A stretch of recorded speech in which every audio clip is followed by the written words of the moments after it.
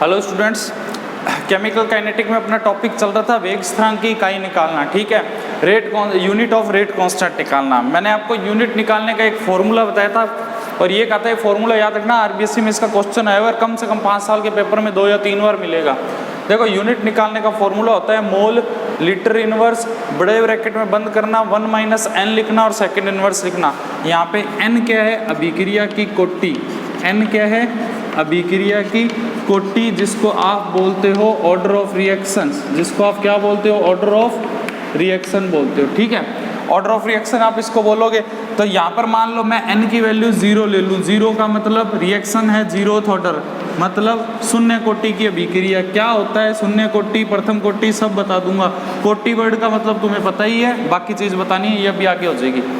तो n का मतलब 0 ले लिया, तो शून्य कोटि की अभिक्रिया। तो शून्य कोटि अभिक्रिया के लिए वेग स्थिरांक की इकाई, क्वेश्चन ऐसे आएगा, 0th ऑर्डर के लिए रेट कांस्टेंट की यूनिट अपन को बतानी है। तो 0th ऑर्डर के लिए इसकी यूनिट क्या हो जाएगी? सेम वही, mole litre.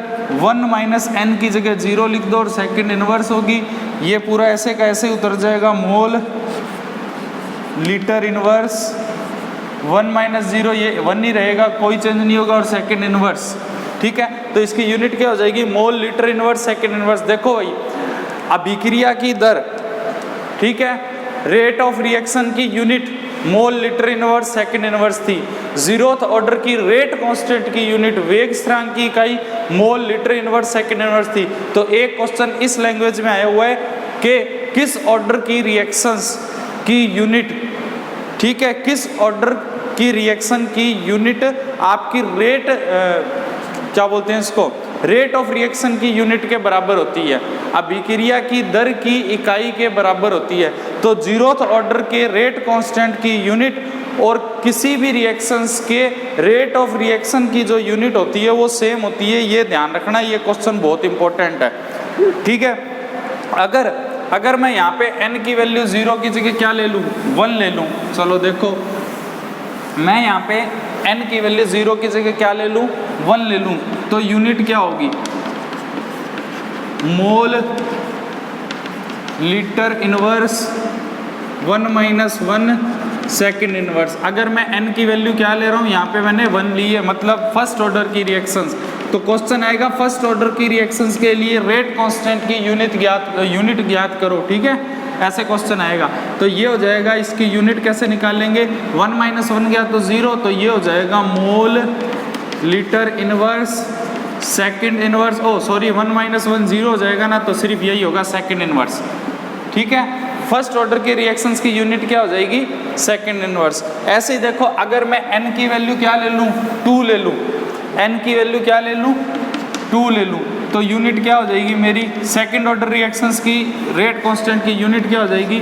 Mole litre inverse 1 - 2 second inverse. तो देखो बच्चों, 1 में से 2 घटा रहे हो आप, 1 में से 2 घटा रहे हो, तो -1 ही आ जाएगा, सेकंड इनवर्स आ जाएगा। ये -1 इसके ऊपर आएगा, तो ये हो जाएगा मोल लीटर इनवर्स। -1 से ये -1 हट जाएगा, तो लीटर हो जाएगा और सेकंड इनवर्स। तो ध्यान रखना, 0 ऑर्डर और सेकंड ऑर्डर की रेट कांस्टेंट की यूनिट में थोड़ा सा डिफरेंस है। 0 ऑर्डर में mole litre inverse second inverse है, सेकंड ऑर्डर में mole inverse litre second inverse है। दोनों का डिफरेंस याद रखना, कंफ्यूज हो गए यहाँ पे। ठीक है, एक क्वेश्चन आपके आरबीएससी में आया हुआ है, तृतीय कोटि थर्ड ऑर्डर रिएक्शंस की रेट कांस्टेंट की वैल्यू ज्ञात करो। देखो, अब तृतीय कोटि आपके सिलेबस में नहीं है, कल को आप बोल दो सर थर्ड ऑर्डर तो हमारे सिलेबस में नहीं है, हमें क्यों कराई? ठीक है, तो आरबीएससी ने क्यों क्वेश्चन पूछा था? क्योंकि आपके आरबीएससी के सिलेबस में इसका फॉर्मूला दिया हुआ है। अब n की वैल्यू अगला कुछ भी लिख के आपको दे सकता है। ठीक है ना, तो एक बार थर्ड ऑर्डर की ओर देख लो क्या होती है।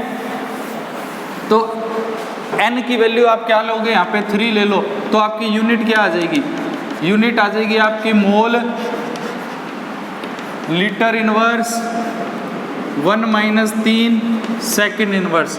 तो ये आ जाएगा मोल लीटर इनवर्स, 1 में से 3 गए तो 2 सेकंड इनवर्स। ठीक है, ये कितना आ जाएगा? मोल पर तो -2 रहेगा, मोल पर क्या आ गया? -2 आ गया। ये -2, ये इसके साथ क्या हो जाएगा? लीटर -1 ही हो जाएगा, 1 घटा देना, और ये क्या हो जाएगा? सेकंड इनवर्स हो जाएगा। ठीक है, सिंपल सा है। ठीक है, ये क्वेश्चन, और मैंने पुराने क्वेश्चन दिए हैं, उसके अंदर एक बार इसको और रिपीट कर लेना। ठीक है, तो ये आपका हो गया रेट कांस्टेंट की यूनिट कैसे निकालते हैं। किसी भी ऑर्डर की रिएक्शंस की आपको रेट कांस्टेंट की यूनिट पूछी जा सकती है। ठीक है, अब मान लो एक क्वेश्चन दे रहा हूं मैं आपको, बोल के बता रहा हूं, किसी अभिक्रिया का वेग नियतांक का मान, किसी अभिक्रिया के लिए k की वैल्यू दी गई है 2.5 इंटू, किसी रिएक्शंस के लिए k की वैल्यू दी गई है 2.5 इंटू 10⁻⁻⁴ सेकंड इनवर्स। तो पूछे बताओ ये रिएक्शंस कौन सी कोटि की अभिक्रिया है, कौन सी ऑर्डर की रिएक्शंस है, ये आपसे पूछा गया है। तो ऐसा कभी क्वेश्चन आ जाए ना तो लगेगा जरूर कि न्यूमेरिकल सा दे दिया, कोई न्यूमेरिकल नहीं है, k की वैल्यू आपको दी गई है, आपको सिर्फ यहाँ लास्ट में यूनिट देखनी है। यही आपको मैं ऑब्जेक्टिव टाइप के लिए बता रहा हूँ। ठीक है, कि आपको क्या करना है, सिर्फ k की यूनिट देखनी है। k की यूनिट से ही पता चल जाएगा रिएक्शन फर्स्ट ऑर्डर है, सेकंड ऑर्डर है, थर्ड ऑर्डर है। तो k की यूनिट क्या है, सेकंड इनवर्स। और सेकंड इनवर्स किसके लिए था, सेकंड इनवर्स किसके लिए आया था, फर्स्ट ऑर्डर के लिए। मतलब ये रिएक्शन कौन से ऑर्डर की है, फर्स्ट ऑर्डर की रिएक्शंस है। क्लियर बात। उसके बाद आपसे पूछा जाएगा, ध्यान रखना,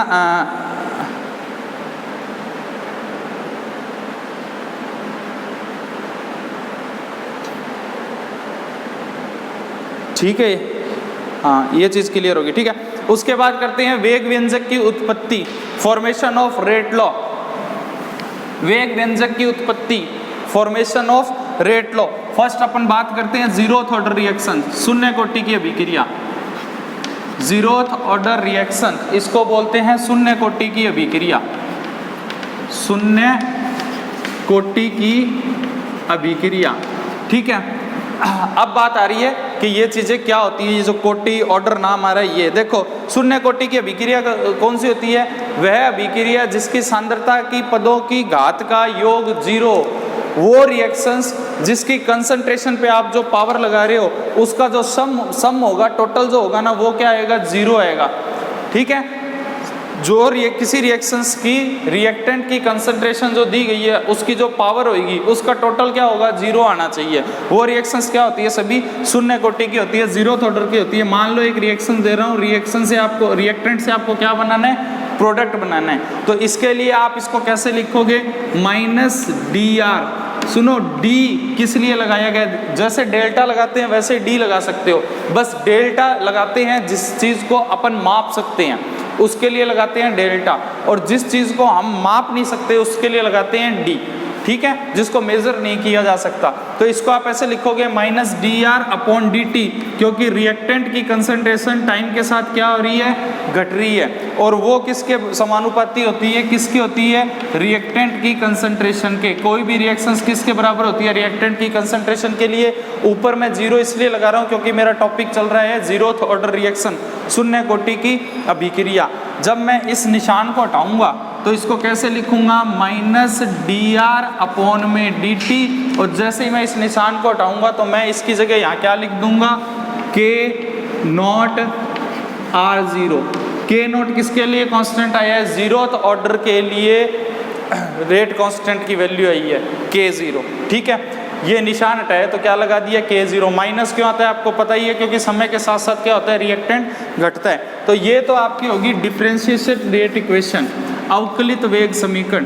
तो बच्चों ध्यान रखना, ऑब्जेक्टिव टाइप क्वेश्चन जो आते हैं ना कंपटीशन में, मैं उसके लिए बात कर रहा हूँ। 4 ऑप्शन दिए जाएंगे, जीरोथ ऑर्डर के लिए अवकलित वेग समीकरण कौन सी है, जीरोथ ऑर्डर के लिए डिफरेंशिएशन रेट इक्वेशन कौन सी हो जाएगी, तो ये हो जाएगी। ये सीधी अपने को याद करनी होती है, कैसे आई ये आपको यहाँ पे मैंने बता दिया। अब आपको क्या करना है, देखो जीरोथ ऑर्डर रिएक्शंस के लिए, फॉर जीरोथ ऑर्डर रिएक्शन, शून्य कोटि की अभिक्रिया के लिए, for zeroth order reaction R0 को हम यहाँ पे क्या मानेंगे, 1 मान लेंगे, क्योंकि जीरो ऑर्डर रिएक्शंस का कोई भी रिएक्टर ऑफ रिएक्शन पे फर्क नहीं पड़ता मत, क्योंकि R की वैल्यू क्या है, 0 है। जब इसको आप 0 मानोगे, जब इसको आप 0 मानोगे, ठीक है, तो इस इक्वेशन को अपन कैसे लिख सकते हैं, -dr, R0 को मैं उठा के यहाँ नीचे ले आया, बराबर में यहाँ पे क्या करूँगा मैं, k0, और इसको क्या कर दूंगा, dt से लिख दूंगा। ठीक है, dt से लिख दूंगा r0 की वैल्यू मैं 1 ले रहा हूं, तो इसे मैं ऐसे भी लिख सकता हूं माइनस dr बराबर k0 dt। इसको इक्वेशन 1 बोल सकते हो, इसको इक्वेशन 1 बोल सकते हो। अब माइनस dr बराबर k0 dt मैंने लिया है, इसका क्या कर दूंगा समाकलन, समाकलन करने पर, इंटीग्रेशन करने पर, समाकलन करने पर इसका इंटीग्रेशन कर दूंगा। जब इसका इंटीग्रेशन करेंगे, देखो मैथ वाले तो इसका इंटीग्रेशन कर सकते हैं, बायो वाले याद रखना नोट्स के अंदर एक छोटा सा कहीं पे कॉलम बना के मैंने वहां भी लिखवाया था क्लास में, मेरे को जब तक जहां तक याद है, माइनस dr का समाकलन करोगे, इसका इंटीग्रेशन करोगे तो सिर्फ r आ जाएगा। dt का इंटीग्रेशन करने पे आपको सिर्फ t लगाना होता है, और किसी भी इक्वेशन का इंटीग्रेशन करने पे हमको प्लस c करना होता है। ये 3 चीज याद रखना, केमिकल काइनेटिक का क्वेश्चन सही हो जाएगा। भाई कल को आप ये बोलो सर इंटीग्रेशन पूरा सिखाओ, तो सीधी सी बात है मैं भी बायो का हूँ, ठीक है। तो मैथ का इंटीग्रेशन हालांकि मेरे को भी नहीं आता, बट क्वेश्चन सही हो जाए इतनी चीज ही मेरे को आती है। वो ये होता है कि जहाँ पर आपको dr लिखा मिल जाए आप r कर देना, जहाँ पर आपको dt लिखा मिल जाए वहाँ t कर देना, और जहाँ पर आपको मतलब किसी भी इक्वेशन को जब हम इंटीग्रेट करते हैं तो उसके ऊपर हम क्या लगा देते हैं, साथ में क्या लगा देते हैं, प्लस का c लगा देते हैं, ठीक है। तो देखो माइनस dr का इंटीग्रेशन करा तो ये हो जाएगा माइनस का r, क्या हो जाएगा माइनस का r, साफ नहीं आ रहा यहाँ, चलो देखो एक सेकेंड,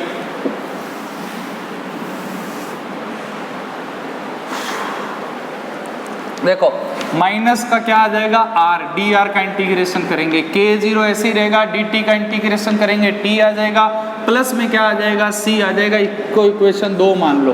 क्यों? क्योंकि dt का इंटीग्रेशन t कर दिया।